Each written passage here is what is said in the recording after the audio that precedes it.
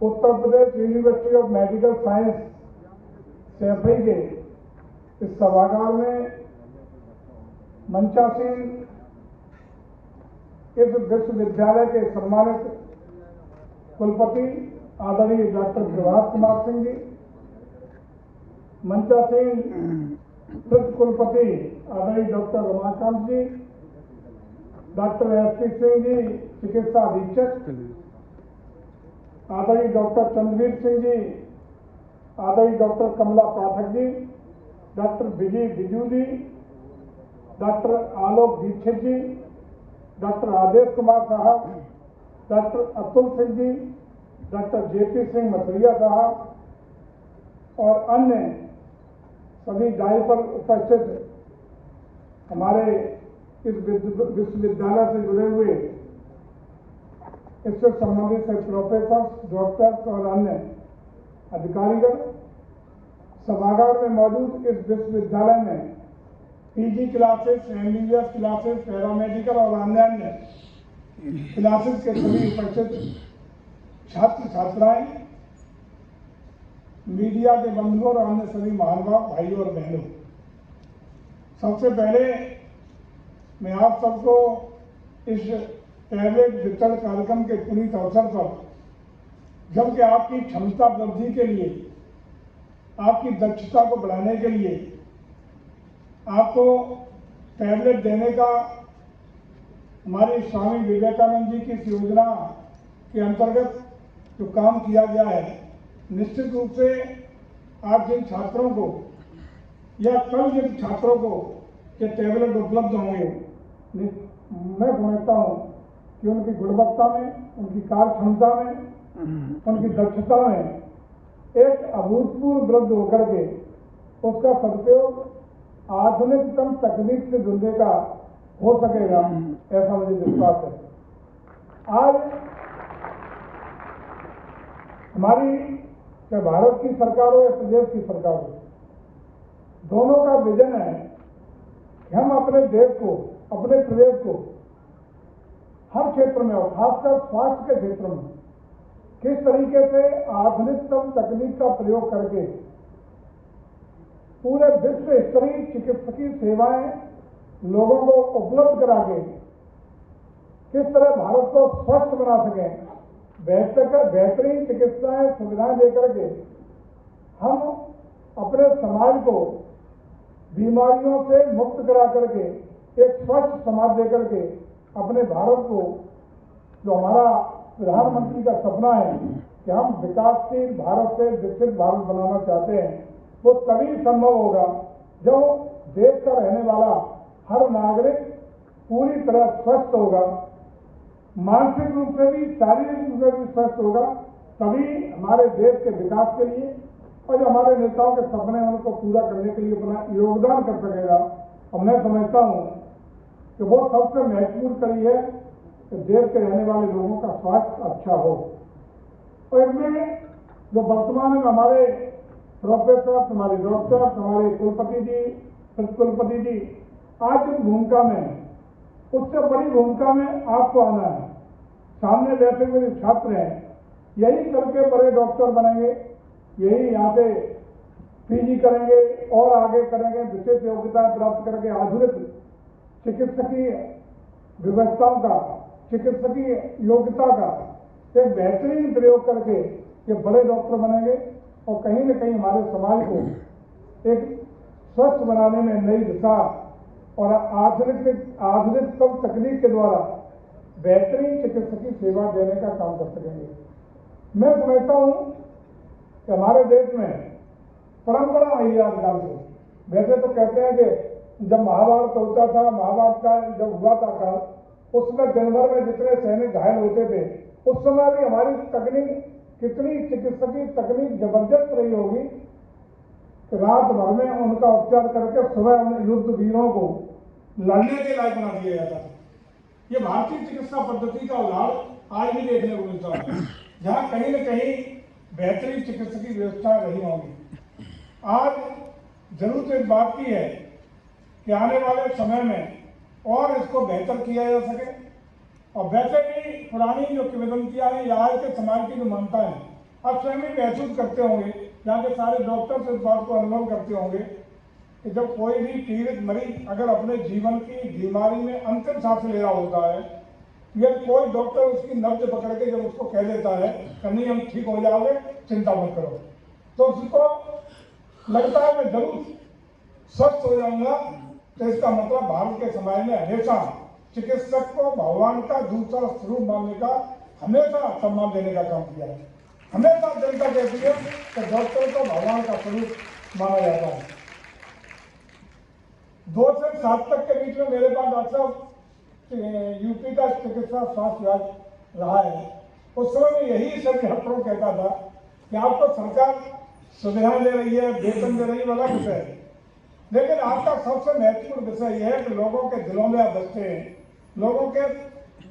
दिलों में आपके प्रति अगाध श्रद्धा का भाव है, और लोगों के जीवन को जब वो आप उसका इलाज अपने हाथ में ले लेते हैं तो उसका जीवन आपके हाथ में आ जाता है। और वो एक ऐसा क्षण होता है जब पर 2 ही पे उससे विश्वास होता है, या तो ऊपर वाले ईश्वर पर या आप पर। ये सम्मान किसी तीसरे को नहीं मिला है। इस सम्मान को मैं समझता हूँ कि आप लोग बखूबी अपने दायित्व का निर्वहन करने का भी जी जान से भरपूर प्रयासों के साथ सार्थक रूप से पूरी ताकत, योग्यता, दक्षता, क्षमता के अनुसार धरातल को उतार करके उसको बचाने का प्रयास, स्वच्छ करने का प्रयास भी करते हैं। आज हमारी सरकार आधुनिकतम तकनीक के द्वारा, आधुनिक उपकरणों का द्वारा, तो खास रूप से डिजिटल इंडिया की तरफ बढ़ते हुए पूरा देश आज पूरे विश्व में इस स्तर पर पहुंच गया है कि चाहे वो कोई भी क्षेत्र हो, डिफेंस का क्षेत्र हो, 100 से ज्यादा देशों को आज हम अपनी बने हुए रक्षा उपकरण विदेश को निर्यात करने की स्थिति में आ गए हैं, जहाँ पहले कभी हम 100% इम्पोर्ट करते थे। आज हम लोग स्वास्थ्य के क्षेत्र में भी काफी ऊंचाइयों पर पहुंचने में सफल हुए हैं। एग्रीकल्चर का क्षेत्र हो, औद्योगिक क्षेत्र हो, बल्कि अगर उत्तर प्रदेश के बारे में चर्चा करें तो जिस उत्तर प्रदेश को 17 से पहले लोग कहते थे पिछड़ा हुआ बीमारू प्रदेश है, बल्कि उत्तर प्रदेश को अपनी पहचान की जरूरत होती थी, या पहचान के लिए खोजता रहता था उत्तर प्रदेश। क्योंकि उत्तर प्रदेश के लोग जब कभी अपने प्रदेश से बाहर जाते थे तो पहचान के लिए तरसते थे। होटलों में कभी यूपी का आ गया, अरे कहीं चोरों चक्का न हो, तो खासतौर से मैनपुरी ढाबा का आ गया तो और पहचान की जरूरत होती है। कहीं होटल में होटल में कोई सामान उठा कर चला जाए। तो 17 के बाद परिस्थितियां बदली हैं। 17 के बाद उत्तर प्रदेश में वातावरण बदला है, उत्तर प्रदेश के बारे में अवधारणा, सोच बदला है। उत्तर प्रदेश के बारे में अब लोग कहते हैं और कहते नहीं करते हैं, उसका परिणाम यह है कि जब उत्तर प्रदेश में ग्लोबल इन्वेस्टर समिट होता है तो देश का सबसे, किसी राज्य में जो बड़े बड़े गुजरात, महाराष्ट्र, ऐसे अन्य राज्य जो औद्योगिक रूप से, व्यापक रूप से बहुत आगे थे, जिनकी आर्थिक ताकत के रूप में पहचाने जाते थे, उनसे बड़ा इन्वेस्टर समिट जब होता है यूपी में तो 40 लाख करोड़ का रिकॉर्ड निवेश के प्रस्ताव एक मुश्त उत्तर प्रदेश की धरती पर देश और विदेश के निवेशकों के उतरने में हम आकर्षित करने का कार्य होते हैं। लोगों ने कहा कि नहीं, निवेश के प्रस्ताव आ गए होंगे, लेकिन देखेंगे धरातल पर कितने उतरते हैं। तो फख्र और गौरव के साथ कह सकते हैं उसके लगभग 1 साल के बाद जब लखनऊ की धरती पर ब्रेकिंग ग्राउंड सेरेमनी होती है, जिसमें आदरणीय मोदी जी माननीय प्रधानमंत्री के रूप में वहां उपस्थित मुख्य अतिथि के रूप में रहते हैं, तो 11 लाख करोड़ रुपए की परियोजनाएं एक मुश्त शिलान्यास होने का काम इसी उत्तर प्रदेश की धरती पर होकर के एक नया इतिहास बनाने का काम होता है। ये हमारे लिए फख्र और गौरव की बात है कि हमारे लिए एक बच्चे के लिए, उत्तर प्रदेश के रहने वाले हर निवासी के लिए फख्र और गौरव की बात है कि उत्तर प्रदेश आज नई पहचान बना रहा है। उत्तर प्रदेश के बारे में सोच लोगों का बदला है, नजरिया बदला है, और आज उत्तर प्रदेश चल पड़ा है अपने हिंदुस्तान के गिरोह इंजन बनने की ओर। आज हम हिंदुस्तान के गिरोह इंजन बन रहे हैं। तो पर्यटन का क्षेत्र जहां 16 लाख पर्यटक, 16 करोड़ पर्यटक सालाना 2017 तक आते थे, आज पिछले 2023 तक 48 करोड़ पर्यटक उत्तर प्रदेश में आने में सफल होंगे। और हमें भरोसा है कि आने वाले कल को ऐसा अद्भुत संगम आने वाला है। इसी साल हम 60 लाख करोड़ करेंगे, लेकिन अगले साल कुंभ का आयोजन, विश्व का सबसे बड़ा आध्यात्मिक और धार्मिक आयोजन, जिसमें 2019 में लगभग